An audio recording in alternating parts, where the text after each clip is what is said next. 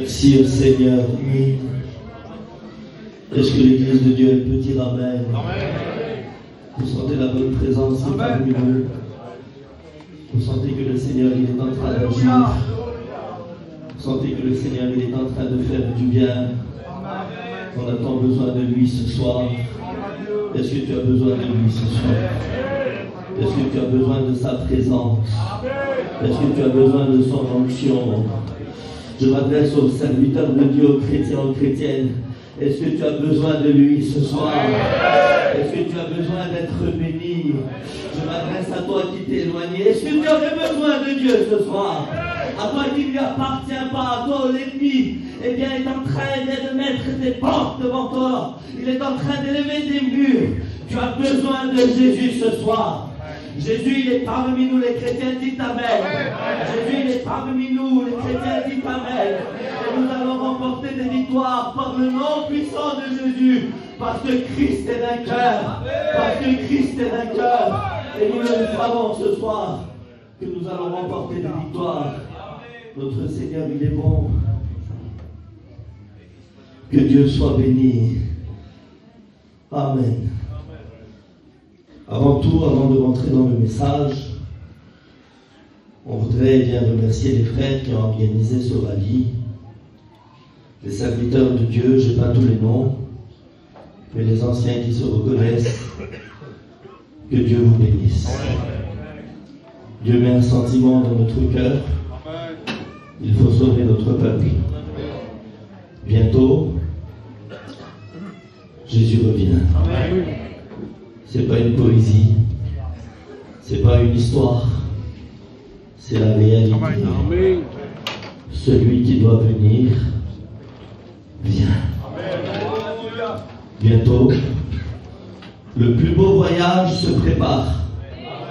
On ne part pas à Dubaï, on ne part pas à Marrakech, on part au ciel. Amen. Puis si tu es jaloux, viens avec nous. Le billet, il n'est pas très cher. Jésus l'a payé. Le trajet, il n'est pas si long. En un battement d'œil, nous allons rejoindre ceux qui nous ont commencé. Que c'est beau une réunion. Alors, je vais rentrer dans mon message. Je ne vais pas prêcher longtemps. J'ai une forte pression sur moi. Je voulais que c'est Tyson qui prêche ce soir. Mais Dieu a voulu ainsi. J'ai un mot de Dieu dans mon cœur. Je ne vais pas prêcher beaucoup. J'ai besoin des chrétiens et des chrétiennes qui prient pendant le message. Et je vais lire un verset dans la parole de Dieu. Et puis après ce verset, je vais demander à deux copains d'études de prier le Seigneur. Je vais demander à Léon et je vais demander à Abraham. La Bible dit dans le premier livre de Samuel, au chapitre 17 et au verset 1. Je lis ce simple verset et on prie le Seigneur. Vous écoutez? Les Philistins réunirent leur armée pour faire la guerre. Et ils se rassemblèrent à Soko qui appartient à Juda. Et ils campèrent entre Soko et Azekah, à Éphèse d'Avé. Prions le Seigneur. Señor, queremos adorarte, Jesús. Y te damos las gracias en esta tarde por tu presencia, Maestro. Señor, coge la rienda de este culto, por favor, Señor. Señor, bendice el siervo que ha puesto aparte, papá. Que cada palabra que salga de su boca, Dios, sea dirigido por el poder del Espíritu Santo, Maestro. Sea tu impedimento, Padre. Reprendamos todo en el nombre de Jesús, papá. Bendice a los jóvenes, por favor. Y mi alma te dice gracias, Jesús. Amén. Nous voulons compter sur ta grâce, Seigneur. Nous voulons nous appuyer sur toi. Même si Goliath se lève dans nos vies, nous savons que le David d'Ivène est au milieu de nous. Même si Goliath veut nous paralyser, nous savons que le David d'Ivène est là. Et nous voulons compter sur ta grâce, Seigneur. C'est toi de ton serviteur. Donnez-y le mot à propos, Seigneur. Afin que les âmes se sauvent. Afin que les âmes viennent à la croix de la repentance. C'est le but de cette mission. Que notre jeunesse se sauve. Merci pour l'onction. Merci pour la grâce. Merci pour ta parole. Parce qu'il est vivante, Seigneur.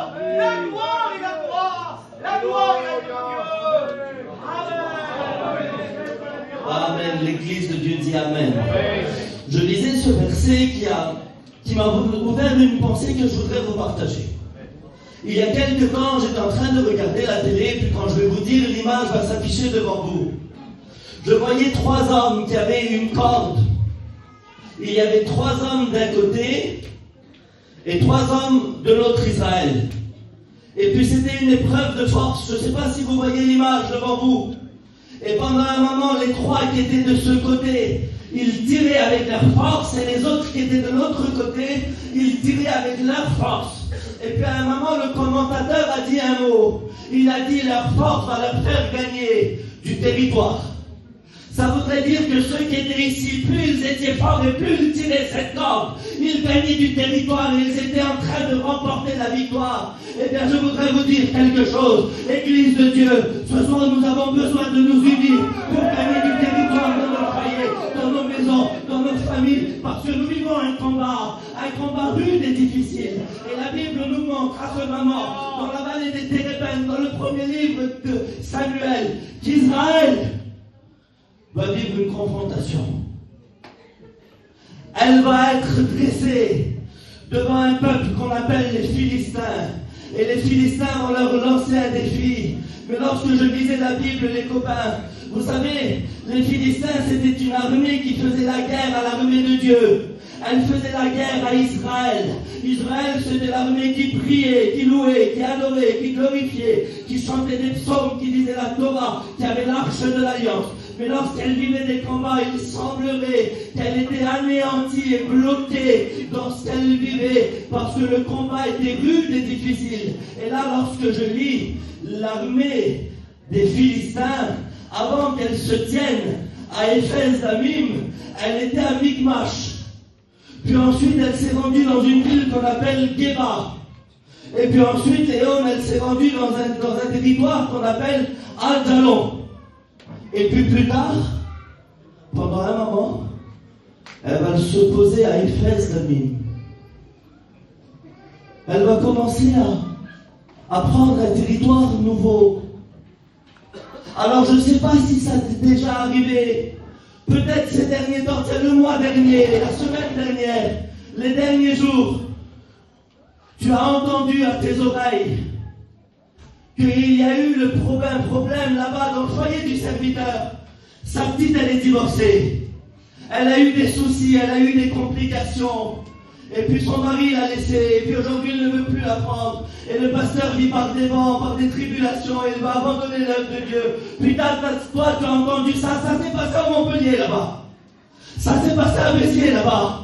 Puis tu as entendu avec le temps aussi qu'un jeune garçon qui était pris par la drogue est monté au volant de sa voiture, et puis peut-être avec de l'alcool dans le sang, et bien il a fait un accident, et puis il s'est retrouvé à l'hôpital, et il est même mort. Et puis ça arrivait à tes oreilles, et puis tu t'es dit ça arrivait à Guéma là-bas, ça arrivait dans une ville. Et puis nous, souvent Guigui, on entend ce que l'ennemi fait dans les terrains des autres, dans le foyer des autres, dans la famille des autres, dans le ministère des autres. Mais un jour tu ne t'attendais pas, comme Israël, lui, il ne s'attendait pas. Il semblerait que l'ennemi a commencé à poser ses piquets là où eux vivaient.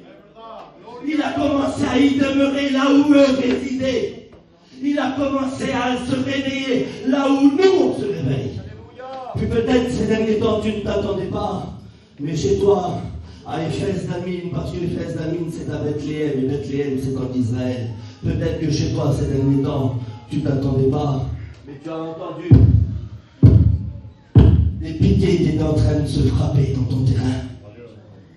Et des tentes qui étaient en train de se dresser. Tu t'attendais pas, toi, que la drogue, elle touche ton fils. Tu t'attendais pas, toi, que l'angoisse, elle te touche, jeune garçon, jeune fille. Tu t'attendais pas, toi, que l'ennemi vienne te parler et te chuchoter à l'oreille le soir lorsque tu t'endors et que tu perds ton sommeil et que tu es troublé, tourmenté dans tes pensées et que pour t'endormir, il te faut un peu d'alcool, un peu de stupéfiant, un peu de drogue pour trouver un peu de sommeil. Et puis on l'a vu dans ta démarche, on l'a vu l'après-midi, dirigé par les désirs de la chair, dirigé par les mauvaises pensées. Il semblerait que tu vas là où il ne faut pas aller. Et puis tes parents, ils le voient, tes pasteurs, ils le voient. Nous, on le voit, ça. Puis ce moment-là en Israël, l'église de Dieu, il y a eu un bruit qui affiche. C'est du bien combat. Je ne sais pas si toi tu en vis. Je ne sais pas si peut-être ces derniers temps, ça a frappé à ta porte. Ça a frappé dans ton terrain. Gino nous l'a expliqué, que je ne voudrais pas rappeler. Mais Gino, c'était très difficile quand la nouvelle, elle t'a été annoncée.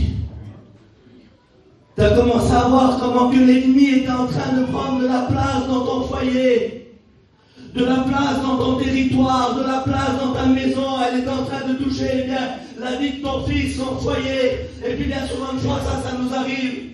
Parce qu'on n'est pas en dehors des problèmes. Église de Dieu, je voudrais vous dire ça. C'est pas parce qu'on est des chrétiens qu'on n'a pas de combat.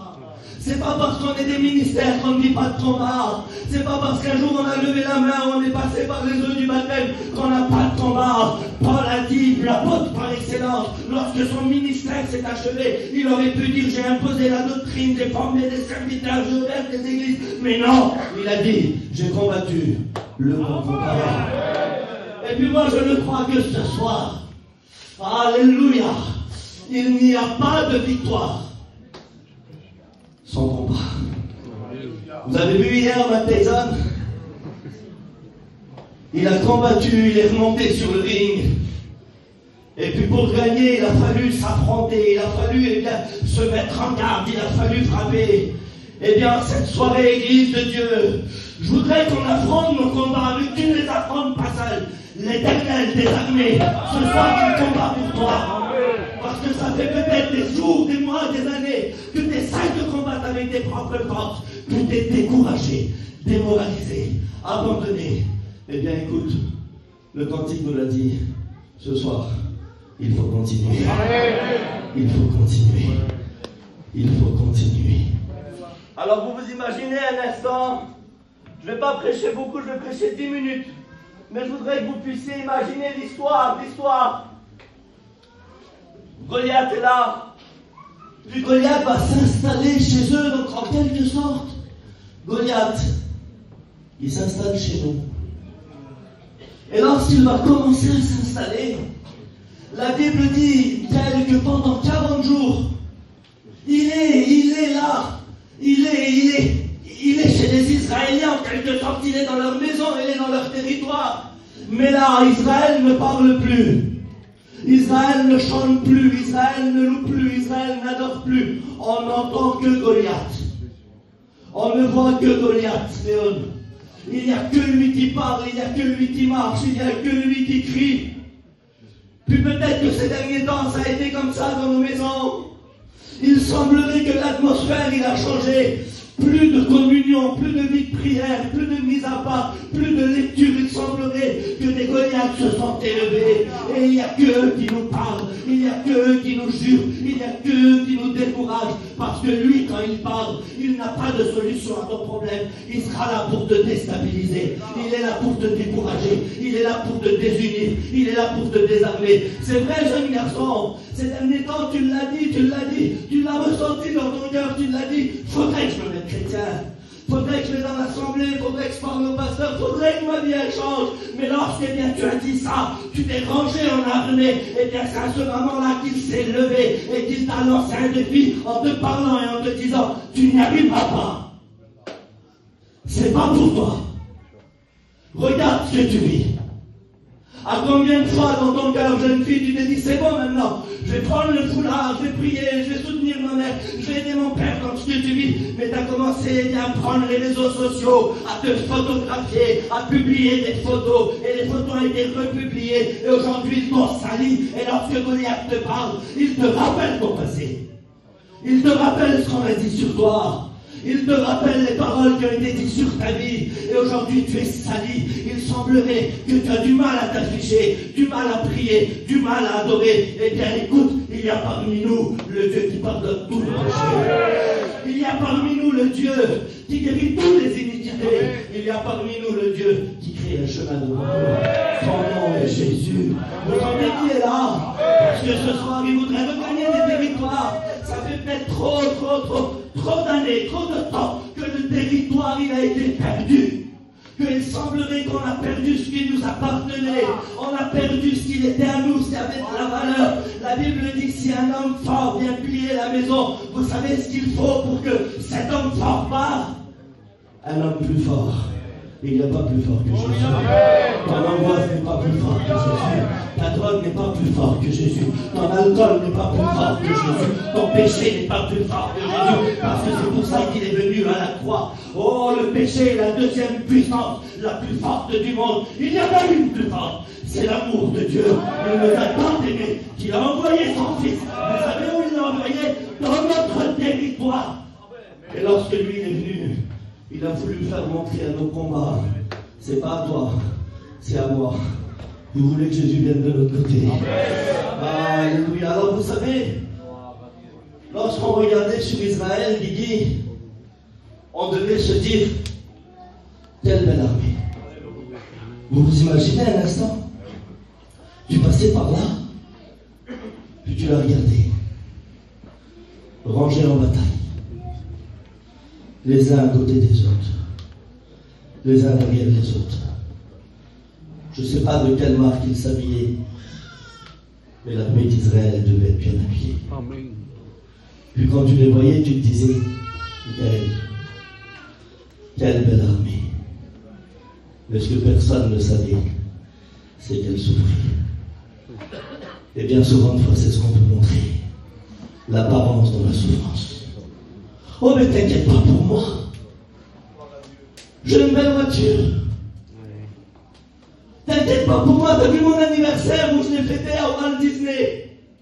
T'as vu mon père qui m'a offert une belle Rolex. T'as vu les chaussures que j'ai, c'est des lamboutins. Et qu'est-ce qu'ils vaut les lamboutins lorsque tu pleures?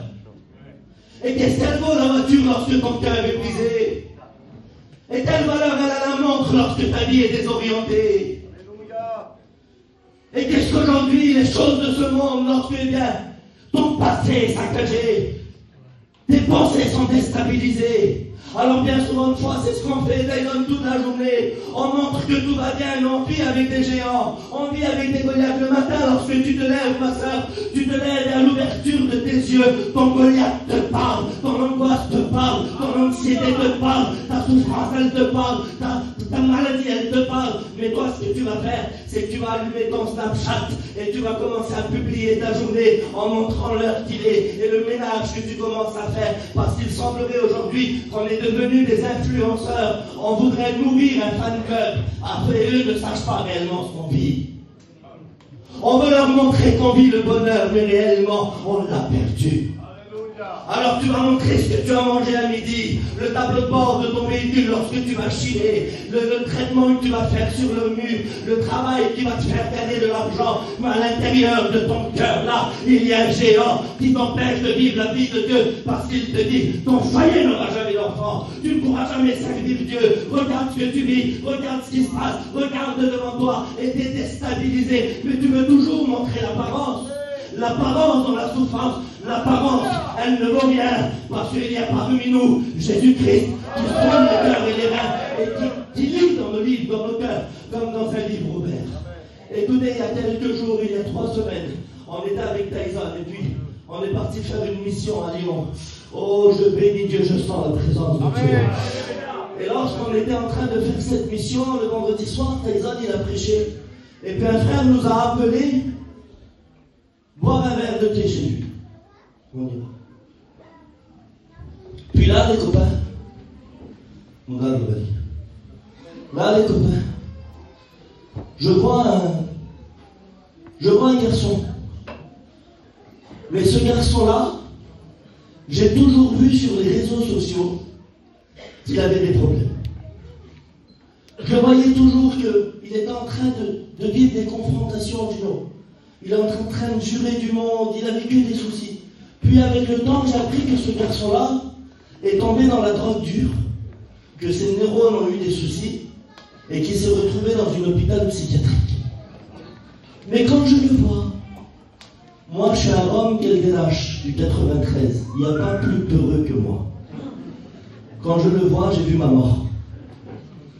Je dis, lui, il va nous tuer. Alors je le vois par la fenêtre, il rentre dans le camping. Il s'assoit à côté de Tyson, puis on discute. Un garçon gentil. Je vous le dis, c'est vrai.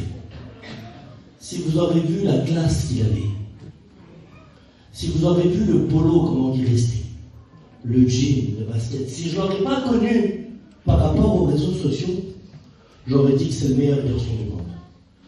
Puis il commence à nous inviter, il dit, écoutez les frères, demain je vous invite à manger. Puis là dans mon cœur je lui dis, écoute, on vient, mais à une condition, si tu viens à la réunion. Amen. Puis il m'a donné sa parole, il dit oui. Alors il vient à la réunion, l'évangile est prêché. Et lorsque l'évangile est prêché, son cœur est touché. Amen. Et puis là il commence à pleurer, il commence à être béni. On s'approche de lui et on prie pour lui. Et il commence à pleurer, il commence à demander pardon. Que c'est bon une réunion Église de Dieu. Elle est capable de te dire réellement qui tu es. Et de te pousser à dire Seigneur, je te demande pardon. Et puis là la réunion elle termine, on rentre chez lui, il nous met un peu de charcuterie. Et puis là une deuxième réunion elle commence. Alors Tyson dit tiens un mot, puis le garçon il est béni. Et puis lorsqu'on prie le Seigneur, sa femme est là, son petit est là. Un foyer modèle. Si vous regardez son fil d'actualité sur Facebook, il va à Disneyland, il était à Nice, il était en Espagne. Il avait la plus belle vie qu'il pouvait avoir. Mais réellement dans son cœur, il était pris par des liens, pris par la drogue, pris par l'alcool, pris par les mauvaises pensées, découragé dans son foyer. Et lorsque la présence de Dieu est descendue, il semblerait que le maquillage est parti. Et là, il était réel devant Dieu. Et sa femme a commencé à prier et à dire, Seigneur, j'ai besoin de toi. Seigneur, bénis mon foyer. Le monde me l'a volé en quelque sorte. Son foyer ne lui appartenait plus. Goliath lui avait volé. Le territoire ne lui appartenait plus.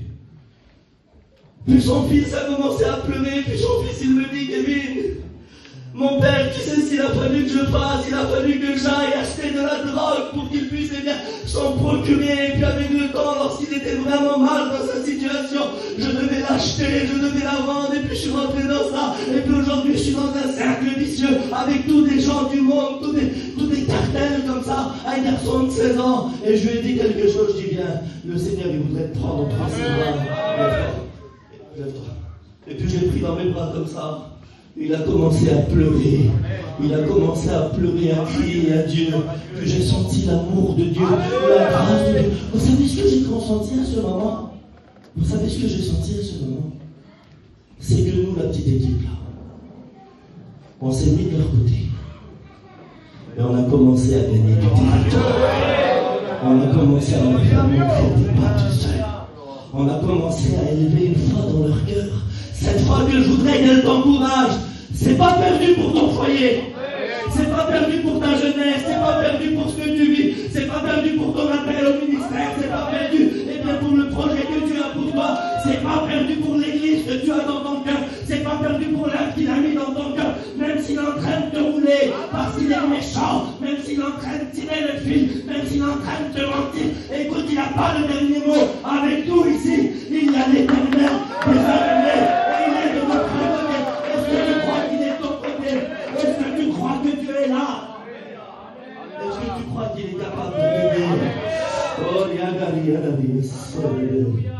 vous savez ce qui s'est passé? Pour qu'Israël gagne, il a fallu que David descende. Oh, Dieu soit béni. Que c'est beau lorsque la présence de Dieu vient dans notre cœur. Elle vient apporter ce que David a apporté. Il a apporté du pain. J'ai du pain pour ton angoisse. C'est la parole de Dieu.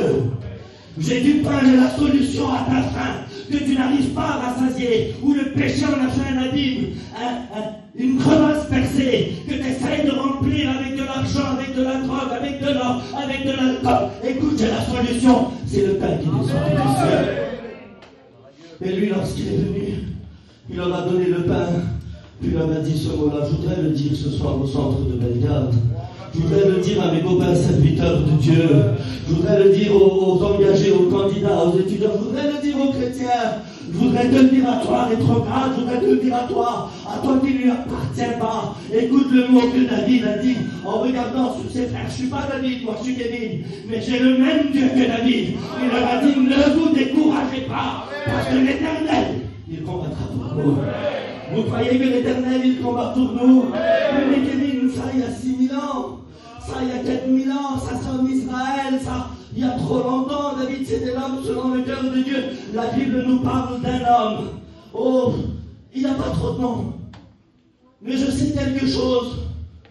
C'est que certainement, il avait une famille. Il avait des enfants. Il avait une situation. Puis la Bible elle va nous donner un détail sur cet homme. C'est qu'à un moment, il va se rendre dans des sépulcres. Je ne sais pas s'il a passé par le deuil. Et je l'ai sur mon cœur. Je ne sais pas s'il a passé par le deuil. Mais souvent une fois, lorsqu'on passe par le deuil et le désespoir, on est en train de perdre du territoire parce que l'ennemi est là pour nous empêcher de dormir, pour nous empêcher de vivre, pour nous faire pleurer, pour nous faire souffrir. Puis avec le temps, cet homme, il habitait à Gadara.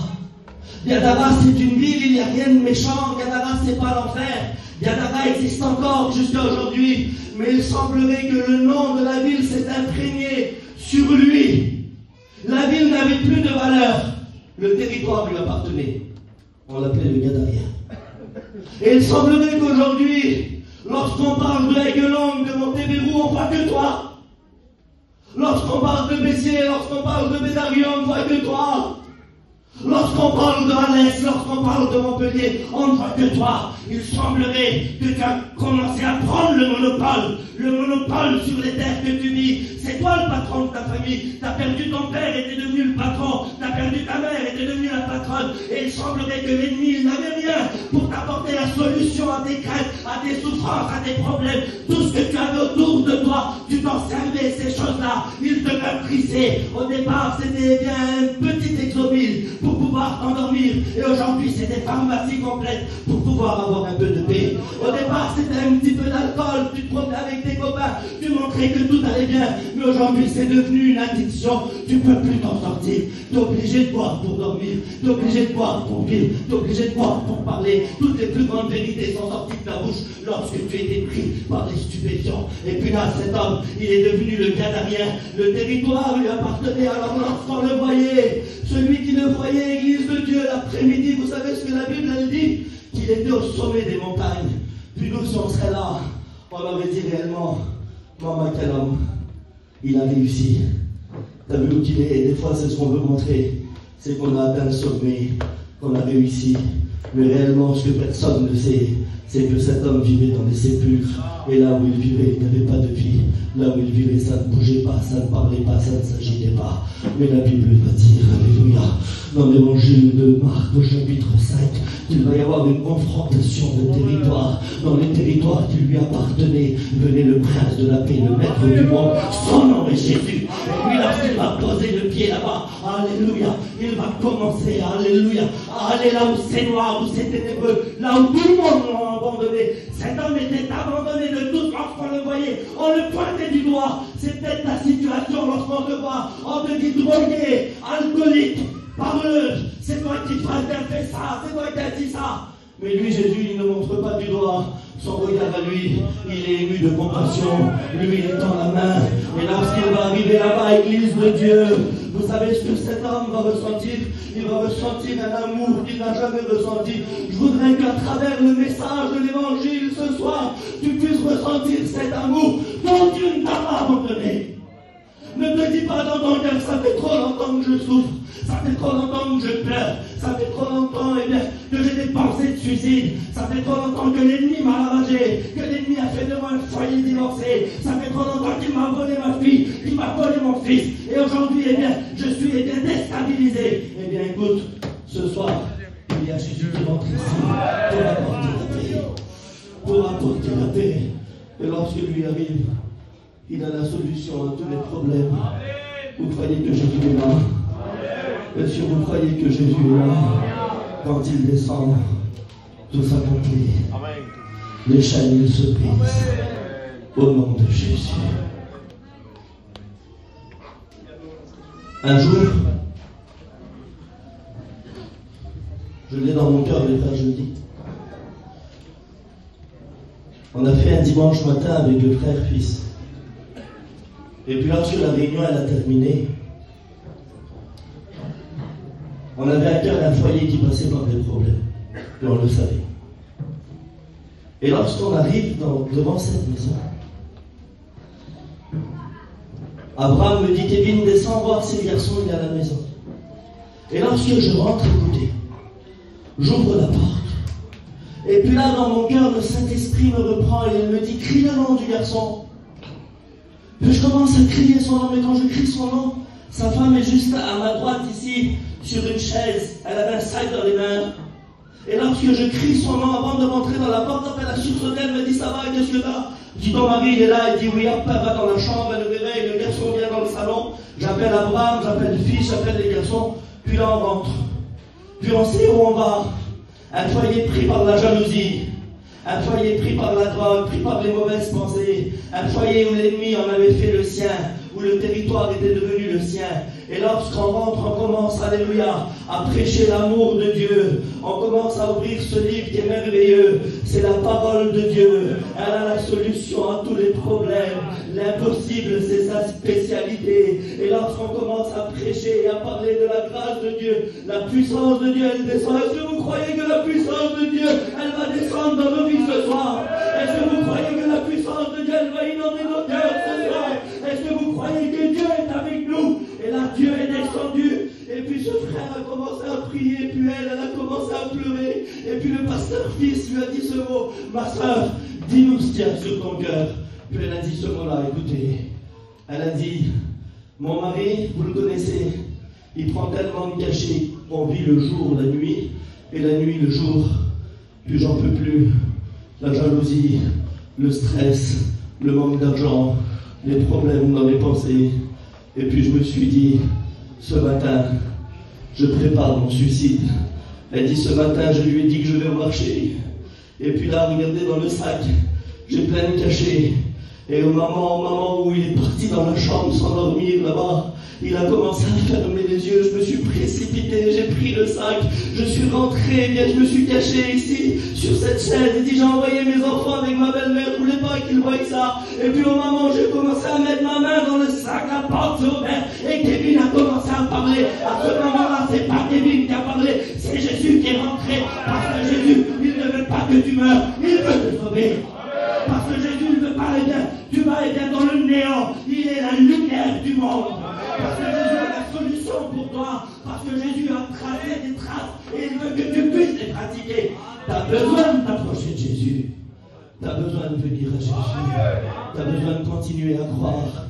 Je voudrais qu'on prie le Seigneur. Je voudrais, alléluia, que les chrétiens prient le Seigneur. Je voudrais que les serviteurs de Dieu prient le Seigneur. Je voudrais que les candidats, les étudiants, les diacres, les engagés, les femmes de serviteurs, ils prient le Seigneur. Je voudrais qu'on commence à élever nos voix. Et puis je voudrais qu'on reprenne notre territoire. Ça fait trop longtemps que ça lui. Il faut qu'on le reprenne. Ça nous appartient. Ça fait trop longtemps qu'il te roule, ça fait trop longtemps qu'il te ment. Il est un accusateur, il est méchant. Et il veut nous troubler, il veut qu'on perde nos sens. Il veut qu'on ait des personnes, des pensées négatives. Il veut nous humilier.